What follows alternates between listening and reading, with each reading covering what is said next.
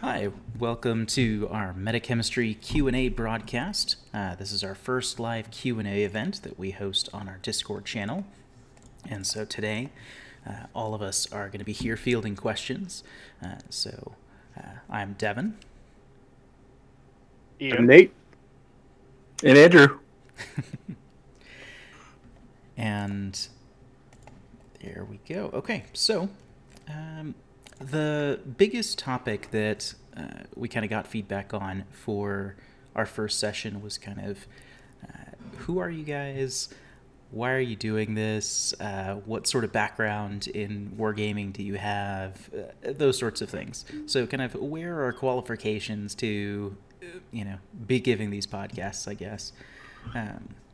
So that's kind of what we wanted to talk about a little bit tonight. And of course, anyone of our patrons who are live on the show, you guys can also drop your questions in the QA text channel, and we'll field those throughout as we go along. Can we at least acknowledge that we all have radio faces? I mean, I wasn't going to say anything, but now What that are you that's talking out about? there, I'm a handsome man.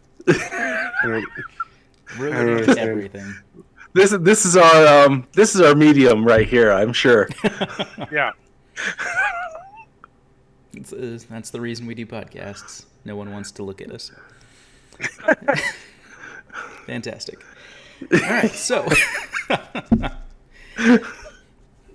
why don't we just kind of start with some of the basics in terms of where did you guys start getting into tabletop miniature games? Like what initially brought you in? Kind of what's a kind of a brief version of your journey into Infinity, and you can just pick up from there. And Andrew, you want to start?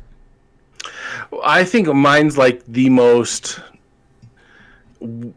bizarre entry into this hobby compared to the rest of us. I'm almost positive. So for the bulk of my adult life, I've been a pastor, and I was pastoring a church out in New Jersey, and was starting to get a little burnt out. And I realized I needed a hobby. And my kid brother, who was 9 years younger than me, at the time he was in high school, late in high school, he had gotten into Warhammer Fantasy. And I had visited on a holiday, and he was showing me the game. It reminded me of Lord of the Rings. I was like, this is pretty cool. And then several years later, when I started to feel a little burnt out and was needing something to distract myself with, I asked him, do you still have that game? And he had given it up on it at that point. And he said, yeah, I think it's back at mom and dad's place. So when I was visiting them, I found his little miniatures, and I took them back to New Jersey, and I started painting with them. Now, back then, I didn't really know anything about the hobby or tabletop wargaming or anything like that. I just liked the concept of it, and it gave me something to do. So I would be down in my basement, similar to here, and it gave me an expression for some of my artistic abilities. And I would read the rule book and like theorize on how to play the game, but I didn't know anything about finding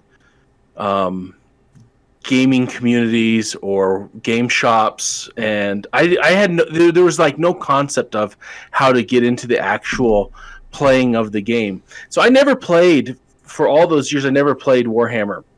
Moved out to Denver years later. I had put it away for a long time, and then a buddy of mine was over at my house, and he came down to the basement, and I showed him my like hobby area, and he's like, "What is this?" And it's all of these little dwarves and elves, and I'm like, oh, it's just this thing. I was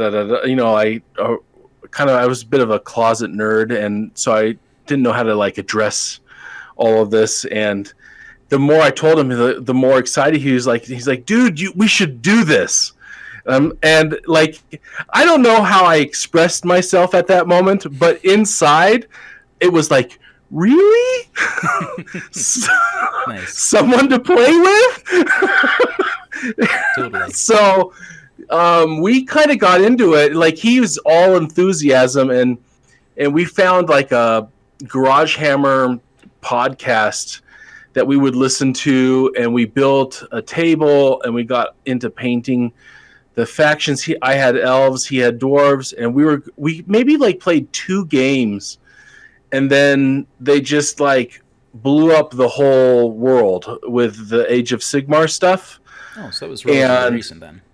Yeah, it was all very recent. Like it all ended, and I was just not interested in the aesthetic of the Age of Sigmar thing, and I liked the Lord of the Rings. I had read all that back when I was a kid, and so yeah. On that podcast, there was a guy named Chris who said, "I'm getting into this game called Infinity now," and that's how I started to research it. And I found Adventurer's Quarter, and realized that there's people that play this game locally, and it was like only 5-10 minutes away from my house. And I started researching. I went into the shop, and I was like, okay, I think this is the faction I could play. And then the shop owner introduced me to Nathan, who had total bitch face going at the time, like just angry, like don't bother me, like I'm a grumpy goose. But he was organizing a bunch of people to play, and the guy's like, and the owner was pretty awkward, and he's like, "Hey, Nathan, this guy wants to play," and Nathan's like, "Yeah, sign up, come play next week. That's fine." And I'm like, Yes. To the point. "Oh, okay." And I'm like, "Thanks." And he said, I remember him saying, "It's what I do." It's fair, right? Classic That Nate. is what he does. Classic. And then Sounds I like bought myself miniatures. And I think I've told this story on the podcast that I bought miniatures. I went on the forum, and Devin, you were the one that reached out to me on the forum and said, "Hey, do you play locally to Denver?" And that's how I got into it. So long and short, like very new to the tabletop miniature thing, but man, I found a community and a game that I really love to play, and no holds barred since. So Yeah, absolutely. Well, yeah, I guess I just didn't realize quite how recent that was. Like that was only 3 or 4 years ago.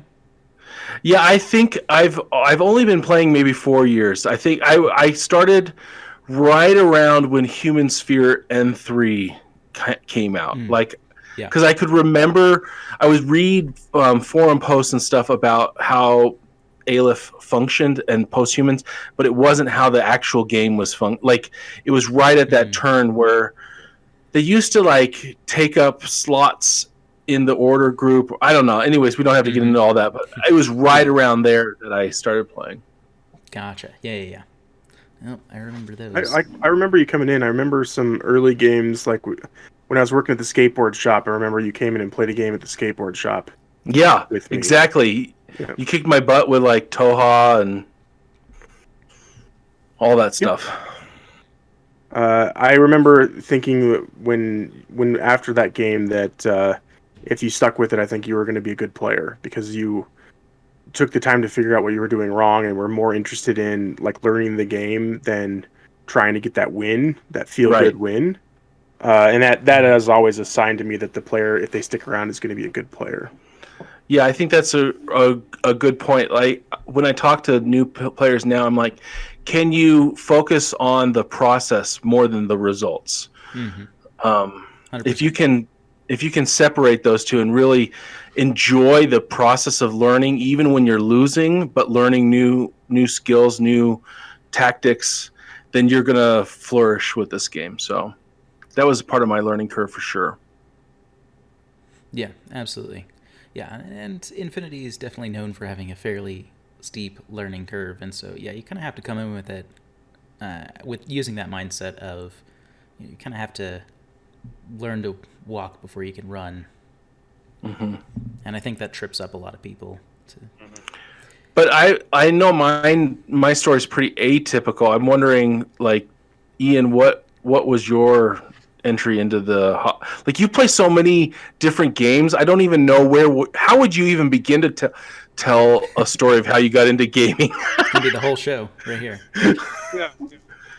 Mine's pretty simple, actually. I have been doing board gaming, miniature hobby gaming for about 30 years now.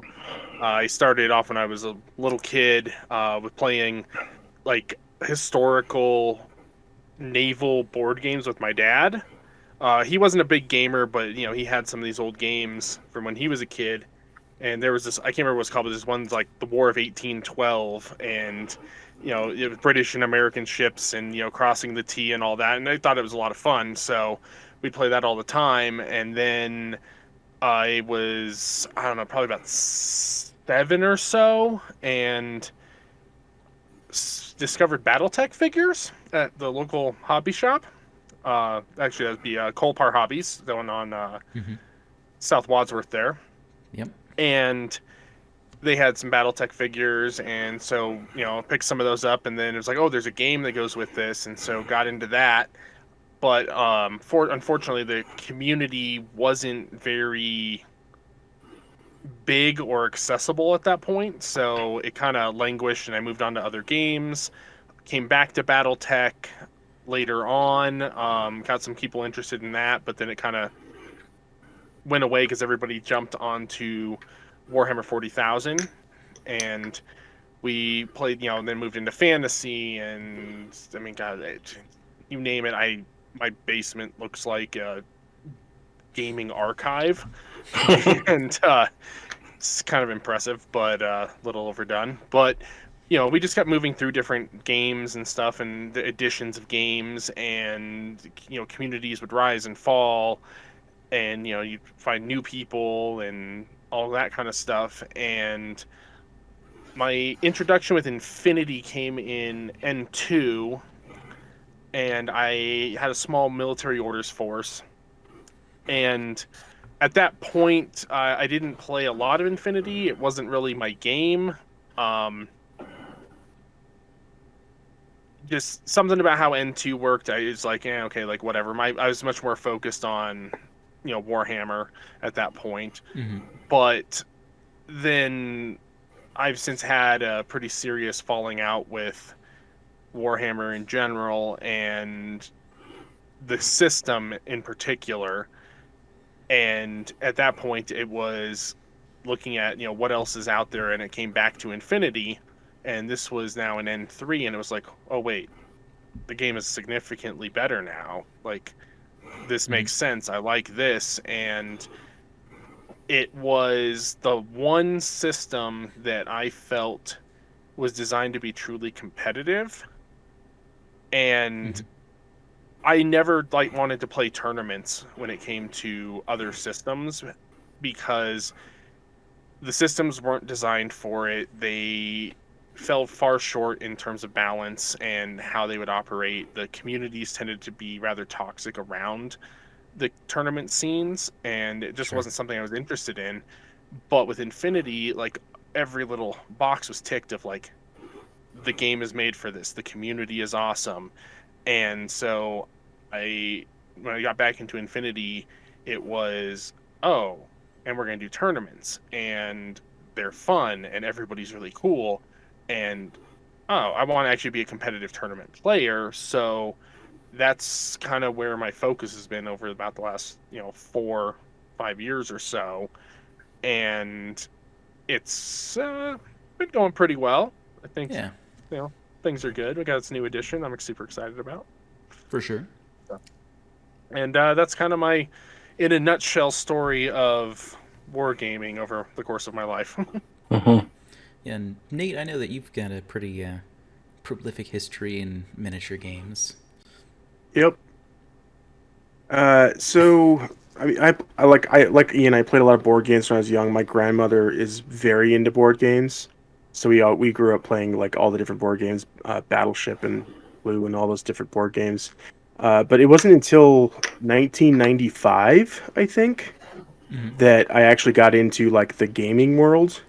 I was walking home from middle school with my best friend at the time. His name's Tommy, and there was a comic book shop that was like across the street from the middle school that we were in, and they were selling Magic, and they had fourth edition. It was fourth edition Magic had just come out, and we were like, "Oh, what's this?" And we started playing that, The same year, a video game called MechWarrior 2 came out, which is a fairly famous video game. And we played that. We played a ton of that. We were like, this is the most awesome thing ever, with like giant robots blowing each other up. And then we found out there was a board game attached to it.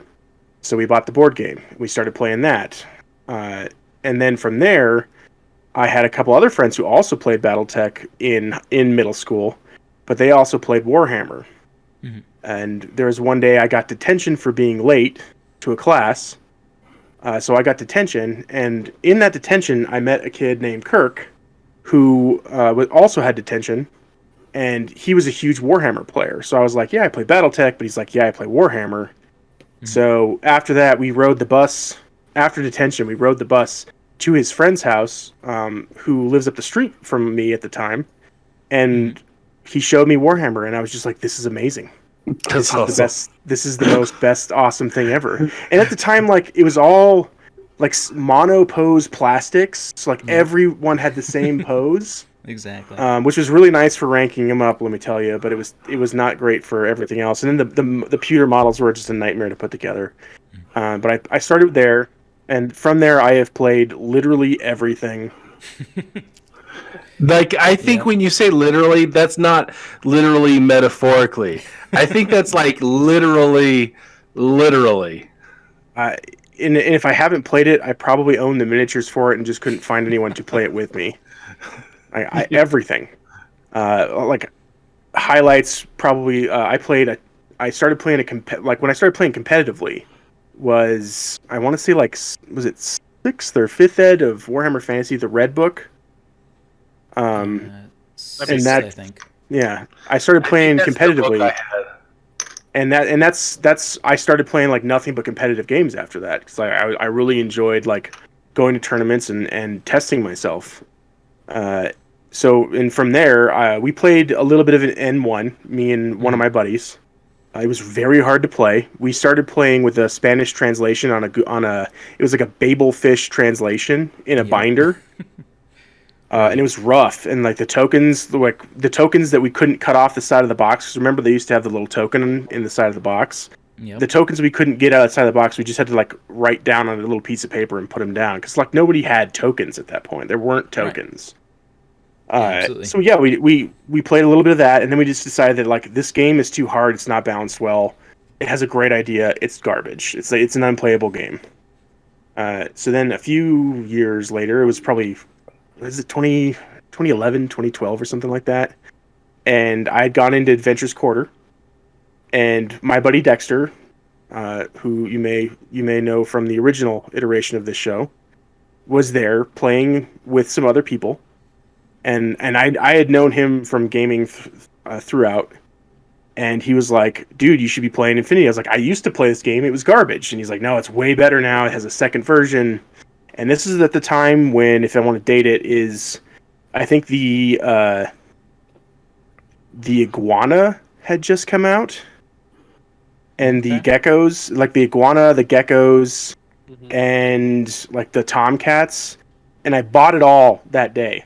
And I had only gone in because there was a nail salon right down the street that my girlfriend was getting her nails done. And I was like, I'm gonna go into this game store where you do that, and I spent $150 on it. Yeah. And I was like, how the hell am I going to sneak this into the car with her so she doesn't get pissed at me? And Dexter gave me one of his, because he was laser cutting terrain at the time. He was like one of the first laser cut terrain companies.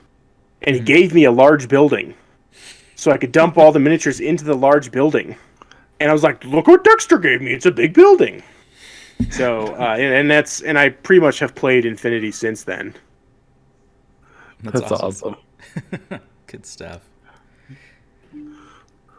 But yeah, I think my story is probably more similar to yours and Ian's.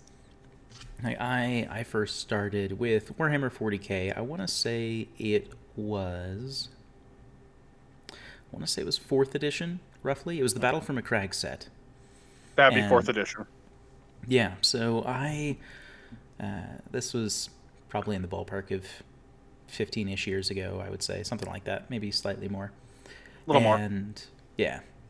I don't know. Getting older too, even though you guys. The memory starts going, buddy. It's the first thing to go. But yeah, this was when there was a Games Workshop store in a mall nearby. And Colorado Mills. right, yeah. So Hate that place. Hated that place. Oh yeah, but I spent so much time there. well, I natural didn't. disasters weren't kind to it either, I guess. But yeah, that's where I first started. Was I saw a 40K demo that was there, and I played with not this Ian, but another Ian that worked there. And yeah, like first time I played it, I was like, oh wow, this is really cool. And because this would have been when I was in high school roughly. And I was starting to get into, like, I was into card games before that, like Yu-Gi-Oh! And Pokemon, and I was getting into Magic and things like that. But then I started there, and I picked up Necrons at first, I think. So I had like one little Necron Lord and one box of Necron Warriors that came with some other stuff, and I didn't have anything to put them in. So I remember having a plastic baggie that I had my miniatures in for like the first couple times I visited. Yeah, I got those kind of looks from everybody because I didn't know. I didn't realize you needed all these cases and foam and stuff, and I didn't paint things well, and I was trying to paint colors over black, and all kinds of fun beginner mistakes getting into the hobby. But yeah, so I played 40K for a while, jumped around to a couple different factions, and then jumped into Warhammer Fantasy because there was a new edition that had come out, and I want to say that was 8th edition at the time. So that was the last edition before Age of Sigmar. And so I played that for a couple years, playing like vampire counts, I think, was the main thing that I played.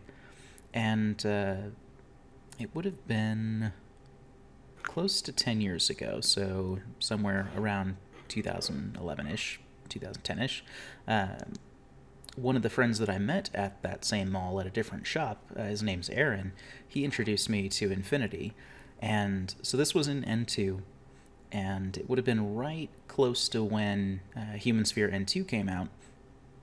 And he was like, because we played 40K together as well, after we kind of got to know each other a little bit. And so he started playing Infinity because he was excited about that, because he had jumped back in. I think he had a similar experience to you, Nate, where he had played in N1, and it was kind of quirky and a little awkward and kind of difficult to wrap around. And he had jumped back in, and I remember the first like demo game that I played. I don't remember what he was playing. I remember I was playing Marats. All the Marats then had Super Saiyan haircuts, and I was hooked on the first game. I think I was like, okay, how do I get these? And so I ended up picking up a bunch of Aleph units. I think there were like 3 boxes available. I think it was the starter box. There was a blister for like one of the Nagas. There was the Marut and like maybe a Myrmidon box and like 1 or 2 other blisters. And so I just picked up the whole line, and then basically I just kept up on the line ever since. But yeah, that was kind of my main faction. I still play them today. They're still my favorite faction. I've jumped around a lot since then, but Good man. yeah, definitely my favorite. But Except you're not a man; it's a robot. right, yeah. But, I will say, like one thing that like it's interesting as we're sharing these stories. Even myself, we all had like like Warhammer was like this gateway vehicle for this. Isn't that like even me who didn't even play Warhammer, but that was my first introduction through my brother. I will also say, like, when my friend came down and was like, hey, we should try this out and do this. We went and found like the local game workshop store down on Colorado, and we went in there. And I'm not trying to be ageist or anything, but it was just all teenagers. And I was like, okay, this is not like I was in my late 30s at this point. I'm like, this isn't my thing. So one of the things of finding Infinity was immediately an appeal to me was this is a bunch of guys that I can connect with or relate to, or these are my I made great friends like Brady and Mark and some others. Like I don't know about you guys, but for me, part of the appeal was it felt like I don't know how you can say this about a game where you're playing with little toy miniatures, but it felt like more of an adult game than Yeah. the other ones. I don't know what you guys think, but Yeah, I agree. I would say so. So, It tends some to of it, have. Oh, some go of ahead. it's the complexity of the game, and some of it is a lot of us are the refugees from when GW wasn't being so great to their customers. Like we all kind of left Mhm. because we, expected more from the companies that we buy games from, and we expect more from the people that we play with. So, and like a lot of people say that Infinity has great community, and a lot of that is because of the people who started those communities. We're looking for something a little more highbrow, a little more complex in the gameplay, a little more mature in the interactions in the social contract between you and the other players. And I think that's one of its major appeals is that it does tend to attract a more adult player and someone who's a little more focused on, like I said, the social contract, and focused on learning something that's a little more complex. Yeah, absolutely. Mhm. Yeah, and I think that we've kind of gone through. Most of us have. I mean, I guess Andrew not as much, but we've gone through a number of I'm games the and outside other black sheep. communities.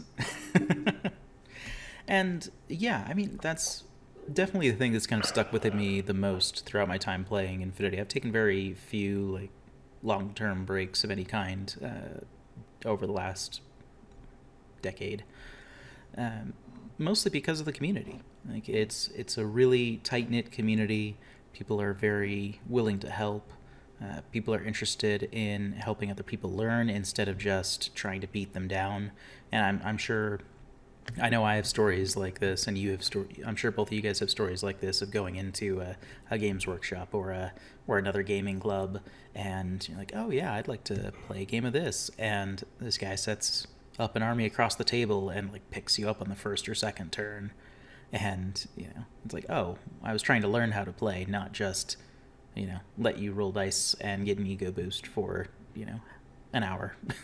I got yelled at that Colorado Mills Gate GW because I painted my Ultramarines with Ultramarine blue, not GW Ultramarines blue. Ah, It's like I'd actually used Vallejo Ultramarine blue, and they were like, "This isn't the right blue," and they just like everyone who walked by was like, "This is the wrong blue for Ultramarines," and I was just like, "Y'all are dicks. yeah, I'm never coming back." Well, and sure. I even had an experience where I'd gone to the GW. It's over in Colorado, and this is after the mill store had closed and a lot of the communities had kind of fallen apart, and I was looking for a place to play. And this was one of the kind of moments that cut me off from wanting to play GW games going forward. Was that I walked in, looking to get a game. There's a bunch of people there, and I didn't get a game because every single person there refused to play me based on the fact that I had Dark Eldar, and they weren't even like a great faction at the time, but they just refused to play me based solely on the faction that I had. And it was like, well, why am I down here wasting my time? Yeah, And I have never encountered that in Infinity. If I go to a game night, I'm getting a game, regardless of what faction I'm playing. And totally. it's because it's a more of an adult community. Mm-hmm. Yeah, Which is and not to say that we don't let the millennials in, we don't let the Zoomers in. Like they're like that's Yeah. Look at Devin. ta-da. like you're supposed to say like I'm not that young. Yeah, But like so, like when me and Ian started, GW was the only game in town. Like it was the Mhm. only game in town. Mm-hmm. Like you could get BattleTech figures, and there were a couple of small groups. They all played at home. Yep. Like if you were at a game store, people were only playing 40K, and most like fantasy didn't even exist where I was at. Like people knew about it and they sold it. No one played it there. It was only 40K all the time. Uh, yeah, like second edition when they first started putting codexes out. That's when I started. It was the only game in town. Like you could play RPGs, or you could play Warhammer. That was it. and then a long time it was just the biggest game in town, right? So it's the one that most people see. It's to the point where I got my groceries delivered the other day, and the guy's like, "Dude, is that a Space Marine helmet on the back of your car?" And it is. And the guy's like, and I was like, "Oh, do you play?" He's like, "No." I'm like, "You just know what a Space Marine is? That's cool, I guess." He's like, "I played the video games." Yeah. Like, people know, like normal people know what Space Marines are. Like, that's how big that game is. So it's no surprise that Warhammer being your kind of gateway into it. Yeah, absolutely. Yeah. So, and I mean, I don't have anything against the game, and I'd be willing to play it again, with the right people. But I just haven't been in that situation, especially lately. I can't even get games of Infinity that I want to play right now. But that should be changing soon, very soon, hopefully. Now that vaccines have become pretty widely available, so fingers crossed there. Just to put a finishing mark on the whole nostalgia stuff, I will say there's rumor that they're going to bring out a Warhammer Fantasy reboot, or something like that. That might, if that happens, I might explore that, just because there's something about that rank and file big army, push them across the board, and I have played only 2 games, but there's just, and they were boring games. They unfolded the same exact way both times. Come play Mortem at Glorium with me and Dexter. You get big blocks of infantry, push them across.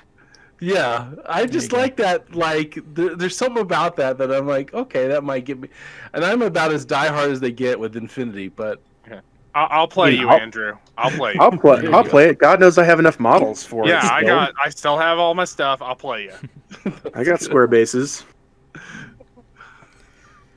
But yeah, all right, we spent half of our time on one question. Yeah, right, I know. Yeah, so much for the Q&A. We have the question and the set of answers, and we're done. Cut.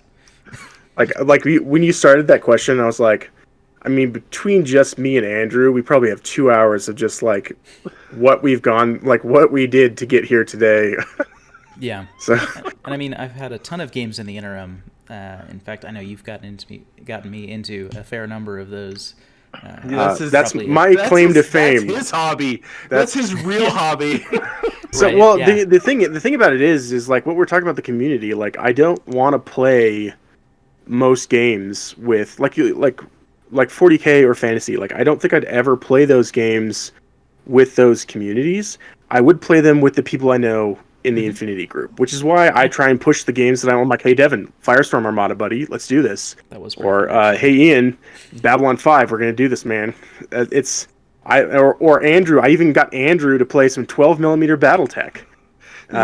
It's because it's the people I want to hang out with. It's not even necessarily the games. It's those are the people that I want to hang out with and interact with. It was like Ishmael getting Moby Dick. He was strutting around when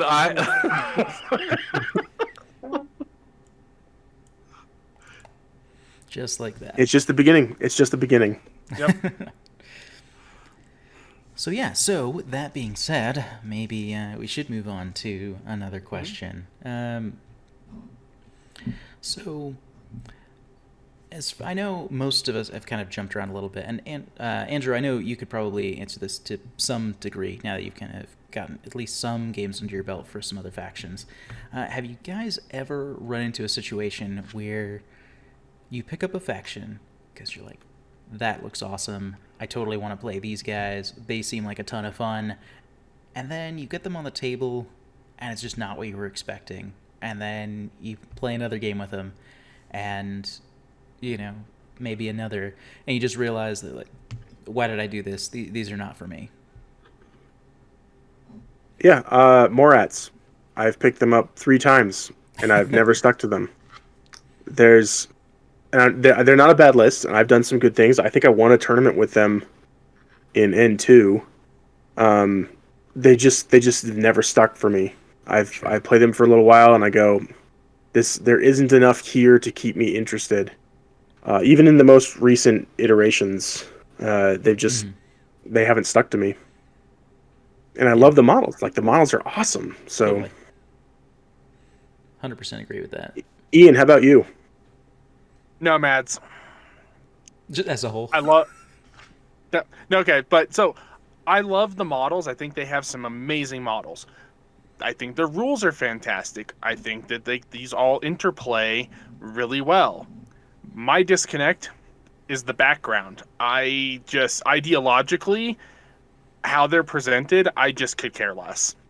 I'm like, cool, you got a bunch of guys out on spaceships being weirdos and stuff. It's like, cool, Russian space mafia. It sounds cool, but and then you've got like Mexican space pirates. And I'm like, okay, these guys seem kind of cool, but I don't care that much. And then you've got, all the weirdos over in Bakunin, and I'm just like, and I'm done. Like, just the way that their background and everything is structured just kind of turns me off of the faction, regardless of how much I like the models and the rules. I just find myself going meh about them. And I own, like, all of them. I just look at them and go, I don't really want to play these guys. I just have the models because they're cool. Yeah. So here's an interesting story. Corregidor is the first army I ever played, and they're still like one of my absolute favorite armies. I just don't play them because Nomad remotes suck. Come on, CB, give me my remotes. So I haven't played them since like 2015. I just stopped playing them and I never went back because they didn't have remotes. But when you're saying about they're like dudes living on spaceships. One of the reasons that really connected with me is there's a Podio book, which is a podcast audiobook where somebody like reads their own book on over the podcast medium, mostly because it didn't get published. But it's called Amerindian 2192, and it's about the like Amerindian lodges. They have these big lodge ships, and they all live on these lodge ships, and they're like searching for like a new home. So the Corregidor big mega ships always brought that back to me, and it's very interesting. Like they have power armor and jet fighters, and like it has a very Infinity narrative. So if you're looking for something to listen to, Amerindian 2192, very very good. Nice. But that's just what I thought when you were saying like you didn't like that. And I was like, oh man, you gotta listen to this book because that'll really make you like Nomads. No, and that does sound really cool. And the thing is like everything about like the Nomad background theoretically is something I should like, but just there's something that just turns me off, and I can't pinpoint the exact thing. It's just something in the background. I don't care. Devin, how about you? Yeah, I think the one for me, and I'm gonna blame you, is Bakunin.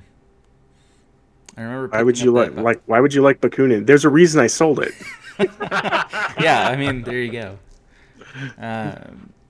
But I remember at the time I was thinking like, okay, well, yeah, Aleph has a lot of hacking and they're good at hacking, but their limitation in that realm has always been like a relative lack of repeater coverage. And so I was thinking at the time, I think this was towards the tail end of N2, maybe early N3. I know it was before Tunguska. But I was thinking, you know what? I want to play like an actually like super hacking heavy faction. And Bakunin was what sprang to mind at the time. And, I played him for a few games and I just felt so limited, and I felt like their pieces were really fragile at the time. I mean, that's Aleph's fault.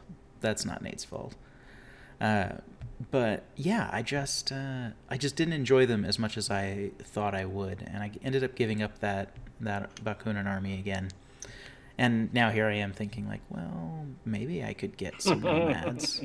Just give it enough time, right? Right, yeah. They were a very narrow army, right? Like they didn't have as many like wild different options as a lot of the sectorials do nowadays. Though I think they're better now. Yeah, I think they have a lot more opportunity in them now. Yeah, they've gotten some interesting stuff at this point. So they're definitely more diverse than before. The remotes, totally. But yeah, it should be theoretically this year. I mean, they're going to be in the Code 1 release when that starts happening. Or not in the main box, but they're going to have a Code 1 rollout. See it. Well, yeah, because follow up to Crimson Stone. So they should be by December, theoretically. Yeah, it could be this year even. So, yeah. But, Andrew, I know you've gotten in some games with other factions. Have you played any games where you're like, you know what? This sounded fun. Thanks for letting me borrow these models, but take them back, please? I played a couple games of Steel Phalanx and hated the experience, and that was winning both those games and like crushingly, but it just wasn't my. Winning is terrible when it's too easy. Well, it just didn't feel like a fun way of winning. Mm-hmm. I don't know if that makes any sense, but When it just was that wasn't an ish? interest. It's just like when I tried it, it was just kind of just go punch someone in the face. So I don't know. I'm really not as diverse as you guys. I've kind of pretty monogamous guy. Yeah, that's fair. Sounds boring. It sounds boring. For me, it's pretty exciting. I mean, like, you only have one game you play, you only have one army you play. I'm like, I don't even know how you survive. I would, like, wither up and die. Yeah. Yeah, how are you going to test out all those paint schemes? Yeah, that's right. I mean, I've played Caledonia a bit. I got a game in with Assassins. Mm-hmm. I will say this: I went all in on Defiance Mm-hmm. because I remember telling Mark Rebus that if there was another faction I might be interested in, it would be Shazvasti. And then I won a starter set at a tournament or something, Mm-hmm. and for Shazvasti, and I was like, okay, well, with Defiance coming out, this would be a great second faction. So, but I've even talked with Nathan about this. I'm like, I'm nervous that I'm going to get all these miniatures and put them all together and play, and just be like, eh. Like, Sure. so Dude, it's like a real like question for me. Like, will The I several like it? thousand miniatures I have are all, like, crying in pain right now for hearing that. They're like, wait, I'm supposed to be played with? Right? Yeah. Well, I'm not the pro painter like you. I'm not a pro painter. I'm just okay. Well, I'm not the semi-pro painter. So yeah, I don't know. I don't feel like I have an interesting answer to your question on this front. I've always been curious. I recognize that a lot of the top Infinity players play lots of factions. But for me, I've just I feel like I got lucky in that I picked the right faction for me, and it's always been appealing, and I never get bored of it. For sure. Yeah, they're definitely a lot of fun. Like, Aleph is definitely still my most enjoyed faction by far, but I like jumping around to other things because I tend to want to pick up a lot of different factions in the games that I play, and that hasn't really changed.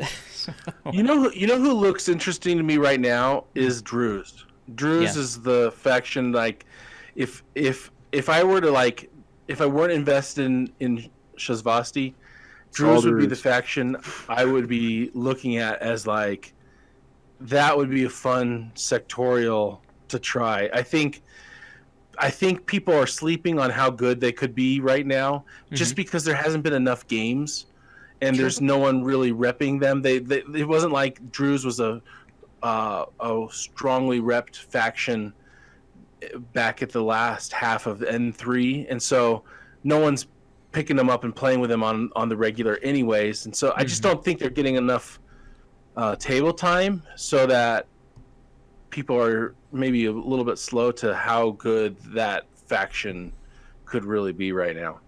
Yeah.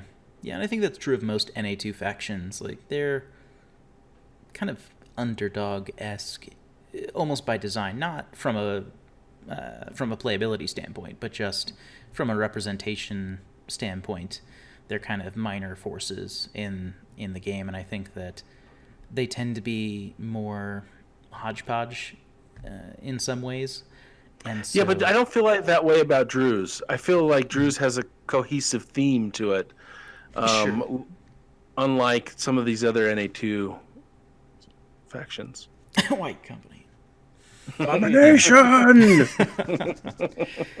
Yeah, there definitely feel like there have been some sectorials that are a bit, well, if you take this operation box and play both halves and grab a couple of these other things, sectorial. Whenever people post about them, I post the pineapple apple pen guy. Yeah. Exactly like that. But yeah, I mean, I like that they're in there because I know that that's something that's appealing to a lot of people to have the option for the kind of not major power. So it's good that they're there, and extra variety is always nice. And it's cool that they can add those things semi-regularly without upsetting the game as a whole because they don't necessarily need a lot of their own profiles. It's So bad, and they kinda- should feel bad. And that is also another opinion on NA2. And that is an opinion. Ta-da. All right, what else we got? Well, let's see.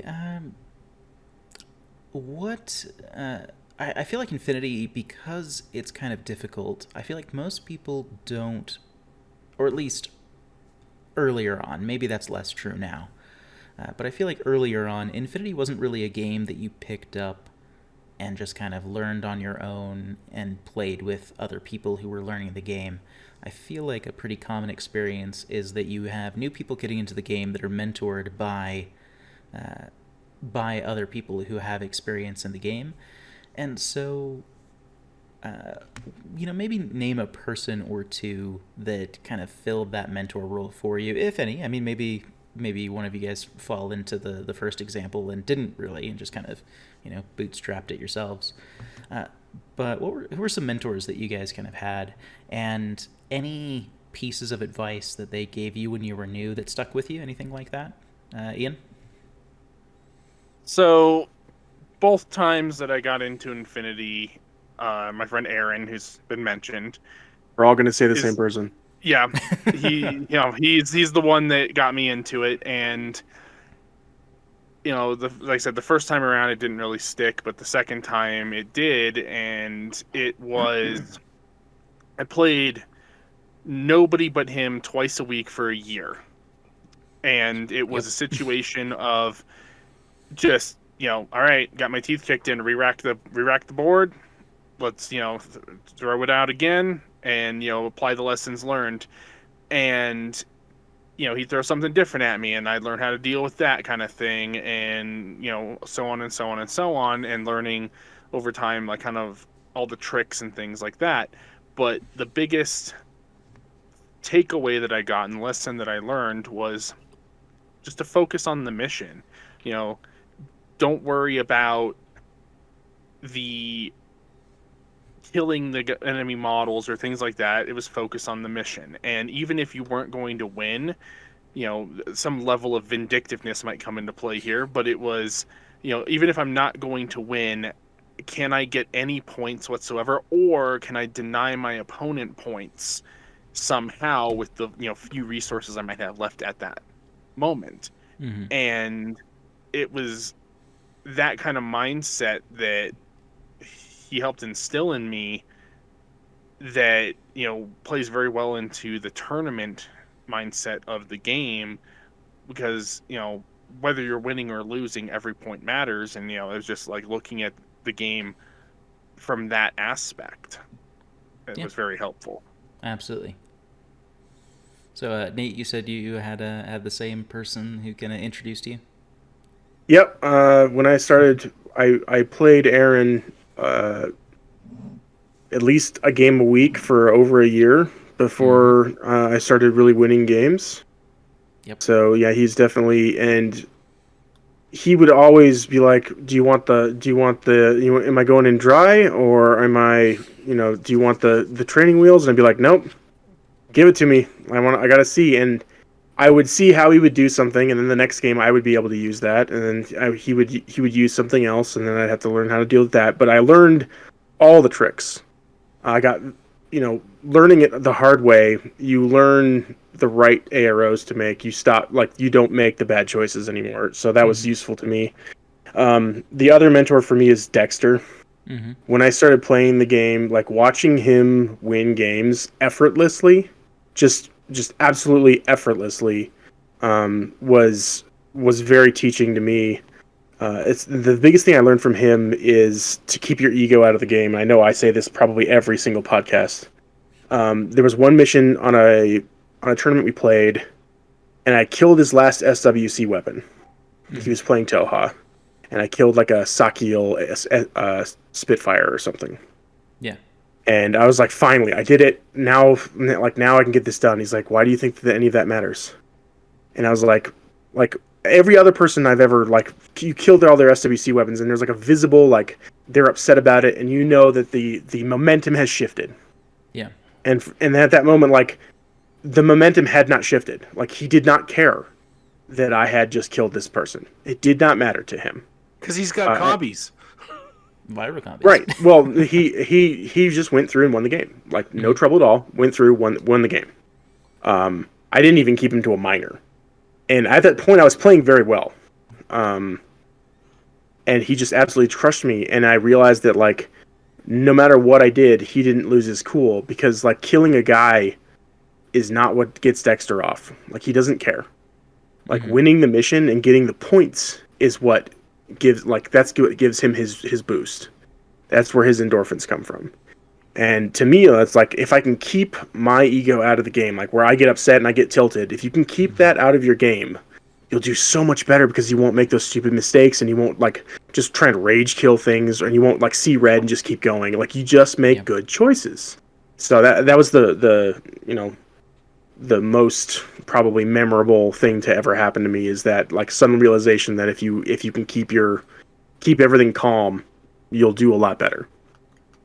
Totally. Devin, how about you? Oh, me? Yeah. No, you. Yeah, I guess me. Okay. Yeah, Andrew was... Andrew. Sorry. You were going to go next. Aaron. There we go.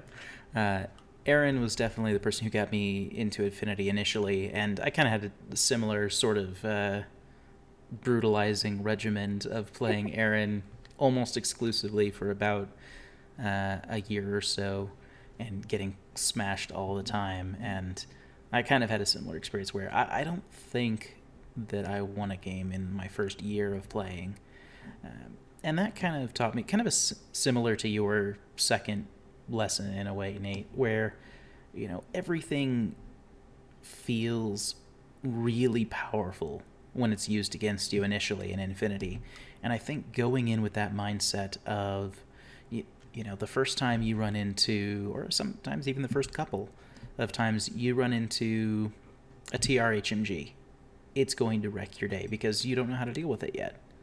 And then maybe next time it'll be an airborne deployment trooper. Maybe next time it'll be TO camo. Maybe next time it'll be a tag.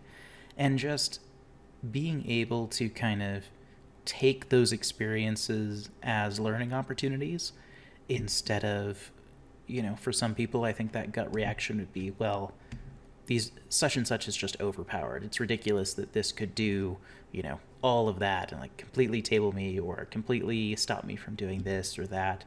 And just kind of slowing down and trying to see what you can take away from the game, as opposed to getting upset about a new piece or a new tactic or a new skill or what have you. Really goes a long way. And I think that is kind of the differentiating factor for many people, probably not everyone, but for many people, of what keeps them in the game or not, is how they react for that first kind of lashing period of the game, where you just have a hard time because you just don't know what you don't know, and you get beat up all the time. And the people that come at that with a perspective of wanting to learn are the people that tend to stick around. And the people that take that as, well, this is just ridiculous, like that's too powered, that shouldn't be this way, this shouldn't be in the game, or whatever the case is, those are the people that tend to drop out. I think there's also a point where you do have to win a game against a player that is good to get the confidence boost to continue. Yeah. For me, weirdly, it was actually beating Devin the first time I played him. Because I didn't realize that he was just about as new as I was. And because Aaron's like, oh yeah, Devin's really good. And I was terrified of him and Boz and Gavin. Yeah. Because they'd been around for a while. Boz won a Rumble. He used to be a phenomenal player. And I equated Devin into that group because I assumed that he was there. He had been there the whole time. I just didn't. And I remember I beat him, and I was like, And it wasn't like, I beat you, ha. It was literally like, I can play this game. I can do this now. Like I have learned enough. I can do this now. And then I switched from Corregidor to Vanilla Nomads. Because just Corregidor just in N2 was a little rough. I switched to Vanilla and I started beating Aaron. And then I was like, oh, I can do this. And then I started winning tournaments. And it was like, that's like, sometimes just a bit of the confidence will get you, will heighten your game completely. Whereas like you're just losing, you like for a whole year, I'm just losing games to Aaron. And I tell the new players, you're going to lose 100 games before you start winning games. And they none of them, they're like, oh yeah, and then they lose 100 games. And it's like, no, I told you this. Like if you play veterans, they're going to smash your face in 100 times because it's like another chess analogy. Oh my God. If you go from like an 800 to like an 1800, there is no chance of you beating them, right? Until you've pulled yourself to that level.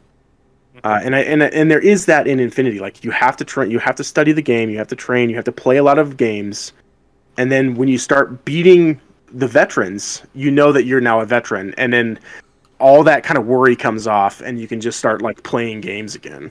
Yeah, it's totally true. Like Infinity is a skill game. As much as there's dice involved and luck and all that stuff, like it very much is. There are levels to this game for sure. I think. Oh yeah. And it's like sounds dumb to say, but it's true. I think. Yeah, and as a veteran of Aaron's boot camp, once I started beating him, and it was like, okay, cool, I'm gonna start playing other people, and just the look of sadistic glee on Aaron's face when he realized like the monster he had unleashed. When I'm just like, and I'm like, oh, what did I just do to these people? I kind of feel bad, and because I was running up against people that didn't have the same level of experience that I had apparently gathered at that point, and I'm just like, oh, I'm like literally curb stomping people, and obviously not everybody, but not everybody that I was playing was I curb stomping, but there was a good deal of them. I'm just like, okay, so actually I do know how to play this game. I didn't think I did, but apparently I do. But it gives you that like confidence boost of like, I have just took a step up. Like I am now on the land. I'm now on the second step. It's not, and that's very interesting to me. Andrew, we have to get to you. We're running out of time, and I still have a lot more to say on this topic. No, sure. I don't feel like I have that much. So when you first started asking this question, Devin, you were talking about having mentors in the game already and like being mentored by veteran players. I know there are metas of people who are just starting and they don't have a meta. And that is a rude awakening when you go to a tournament, because it's like you and your buddies and you're playing, and you're getting good, and you're beating your buddies. The first Gen Con I went to, I played in the tournament, and I have a policy of like, are you new?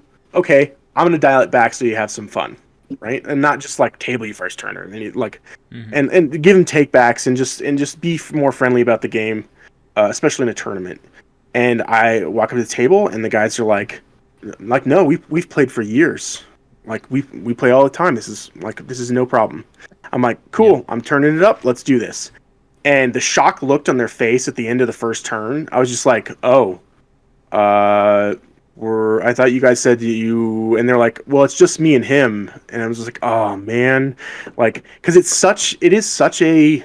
happens all the time. Like, someone will come into the meta that used to play with their buddy, and then they see what we're doing, and they're just shocked how like you can do that. Like, this is like, they just don't, because you don't see every army, you don't see every situation. Like, if your friend doesn't ever run AD, you're gonna get run over by AD. Yeah, so totally. It's a very interesting thing, like when you don't have those mentors and those very good players, because we had 2 Rumble winners teaching me how to play the game. So like I got the boot. You learn it the hard way. Yeah. And like you're more prepared for seeing rough stuff when you go to the tournaments. Yeah, absolutely.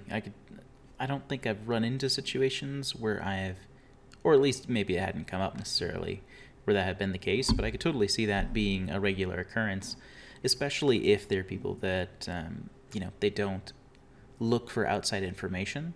Like if you don't see oh, well, these are changes to the FAQ on, and sometimes they may be small but very significant changes to how skills work, or, you know, different provisional rules sometimes, or things like that, or looking at battle reports for other armies, like you were saying. Like, that's a big deal. Like, that is a lot of the game that you could potentially be missing out on. But Andrew, Yeah. we should get to you while we have time, sort of. I mean, I don't know if I have any novel insight. When I started playing, Adventure's Quarter went under pretty quick. Right. So some of us migrated down south. I had met Mark and Brady, and we, the three of us, and sometimes Eric Young and a couple others would play down south at Enchanted Grounds, and that was my training ground. I would say that was. So I guess my experience was playing. I guess I've always kind of thought of myself, or for a good long time, I thought of myself as more of like a Tuesday night, game night kind of guy. Mm-hmm. The community was the thing that always kept me in it. Not to say that I didn't love learning the game, Mm-hmm. and I've always been a pretty quick study with Infinity. Like I actually am one of those people that picked it up fairly quickly. Maybe because I didn't have some of the other accrued Bad habits from other games. Yeah, maybe. Yeah, like Nate, you've talked about that before. I was a blank slate, so I picked it. I was a quick learn. I think some of our best players have that experience. Like Shane never played anything. Mm-hmm. I think he played one game of 40K with us a long time ago, and he didn't care for it. Yeah. And then he picked up Infinity, and he got pretty darn good at it. So Yeah. I think there's a lot to be said for not having any of those bad habits. For sure.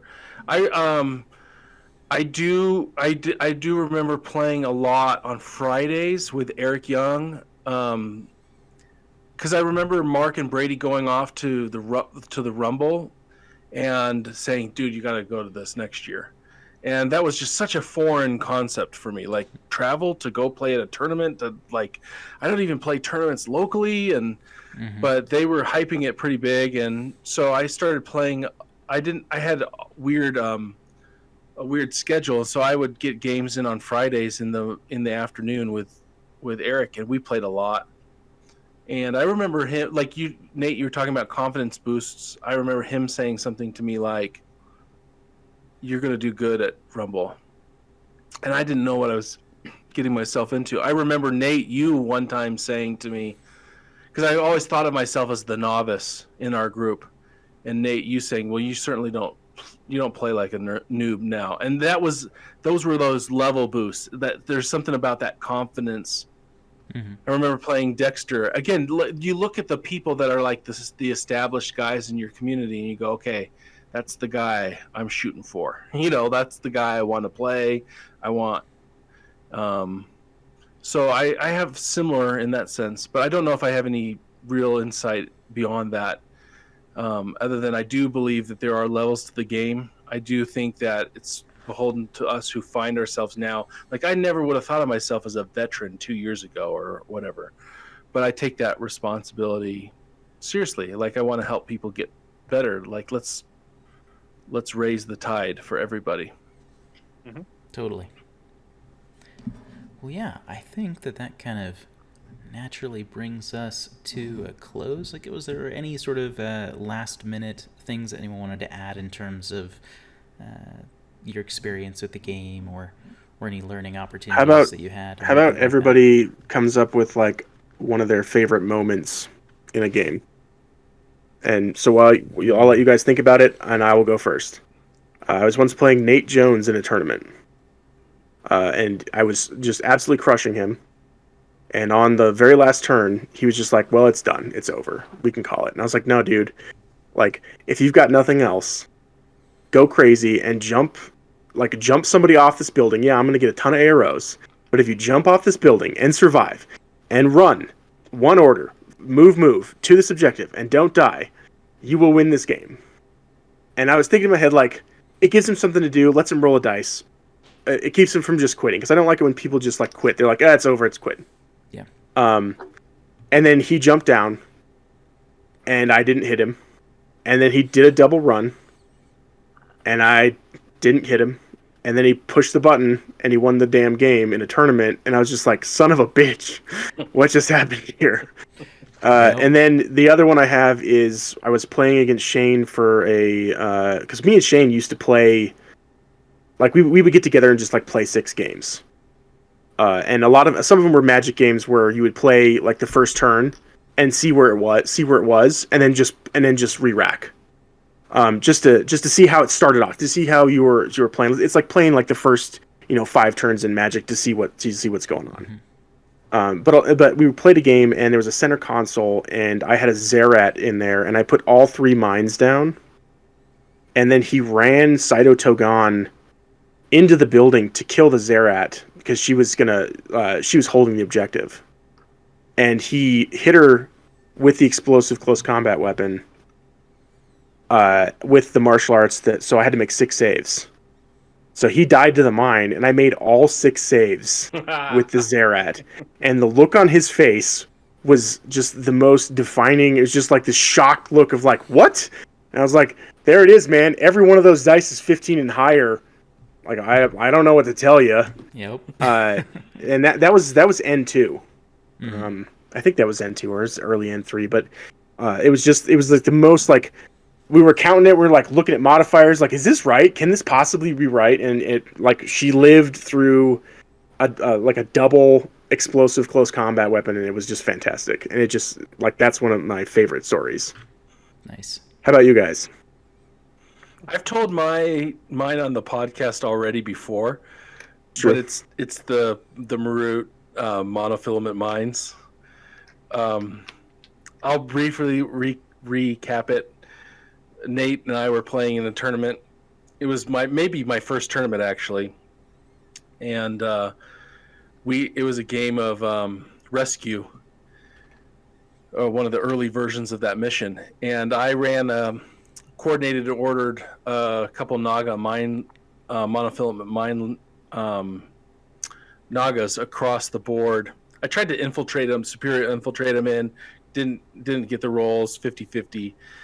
So I deploy them on the sides, and I run them across at an angle, and I deploy like 6 mines together of monofilament mines across the midboard, thinking, okay, if he's going to like get the civilians, he's going to have to come through all this. And he had a Seraph, and he had Joan, and he had Father Knight and some other things. I'm like, okay, it'll be at least tough. And then I took the Marut up and I placed it in suppression in the middle of the board. Not having much experience running tags. You had I had the link team of order sergeants, and I had 3 rocket launchers. Yeah, sitting up high, and I was yep. I was shooting and you them. popped all 3. Yeah. And I think it took you like 4 orders, and it was just they're just dead. I was sitting there thinking, okay, sweet, and I'm like, I'm going to dominate now the board. I've put my guy in suppression, and come at me. And Nate took Father Knight, cautious moved him across a gap where one of my TR bots was looking down the lane, moved him up to behind the wall, right behind the Marut, and with 1 order possessed the Marut, and then ran the Marut out into all the mines. And they all detonated on the Marut. In the meantime, didn't I kill the Myrmidon too? Yeah, you split your burst 4 ways, and you killed 3 of the 4 things that you were shooting at, including a TR bot, a Myrmidon officer, my chain of command, and 1 other trooper, and then the Marut blew up, and then you had just enough orders to run Joan up and grab a civilian and then I was in retreat, and you won the game 1-0, and that was the game. I was like, ah. Yeah. I tend to kind of have a plan, and it like gets going and it just goes. It's and once again, it's like a lot of that training from Dexter of like, that link team is going down. Oh well, hopefully he spends a bunch of orders doing it. It's happening. So when you can keep calm, you can still pull plays out. Instead of just getting tilted and being like, I'm screwed now. Yeah. But I tell that story because it was a fun story, but also I learned so much from that. Like, Pretty much most of my first year was like, oh, I'm not doing that again. Like that taught me how to run a tag. Absolutely. Ian, you got one? Yeah, so it's the first tournament that I went to. I actually did a lot better than I expected. I didn't come in last. I don't remember what place I was, but it wasn't last, Right. which was good. But I had 2 games that I ended up winning in the exact same way, which was fantastic. And it was just that being patient with my AD troopers. And I was running military orders. And in both games, I had 2 orders left. And one of them was the off-map order. And I had a Crusader Brethren with a boarding shotgun, and in both games, it was like, okay, this is it. Last turn 3, it's the end of turn 3. I gotta win it now, and was able to drop like right next to the objective, and then spend that final order to run up and like boarding shotgun my opponent's guy off the objective and stand on it.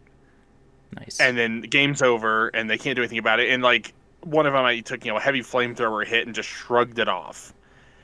And it was just one of those like, okay, this is pretty cool, and just was proud that I was able to keep that patience to hold off on that dropping that trooper, keep the plan, and have it pay off so well.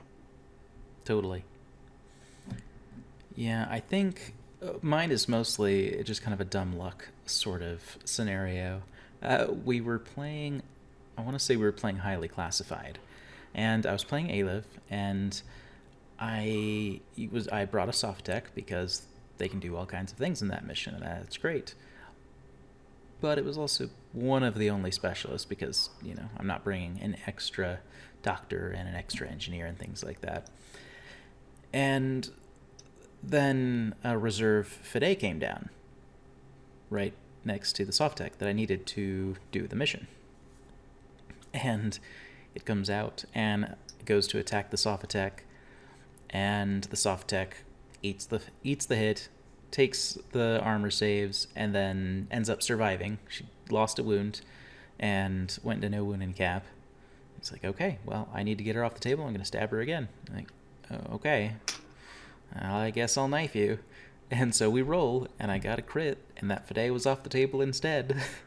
And then that Sophitek went on to top her wounds back off with the totally trademarked Dr. Dodge, and went on to complete the objectives. I ended up taking that game because she survived a Fide for no good reason. Like I do remember the Dr. Dodge. Yeah. Like, wait, Still can you do that? You can like move and then doctor yourself? Holy crap, she's in no end cap, so yeah, she can. So Yep. she can Dr. Dodge. It still works. Mm-hmm. Yeah, as long as you're a doctor with no wound in cap and you're in no wound in cap, you can second skill in the active turn, you can second skill doctor to use as like kind of a makeshift cautious move or things like that, just to kind of get space. And it works really well for her because she's got a 6-inch first move. So, yeah. And still with comes 15. up every now and again. Right, yeah, and she's likely to get it off. So, yeah, all good stuff. But, yeah, I think that is a good place to wrap it for now. So, thanks, guys, for taking the time. For all of our patrons, we really appreciate all that you do for the show and kind of helping us keep this thing going, and for submitting questions. Hopefully we can get some people live during the show in future Q&As. We'll be doing this once a month, and this will be recorded and put up on YouTube, so everyone will be able to kind of watch and hear the answers and things like that. But as kind of a special thank you for our patrons, we want you guys to be able to directly submit questions and be a part of the show if you guys are able to. So thanks again for that, and this is MetaChemistry signing off.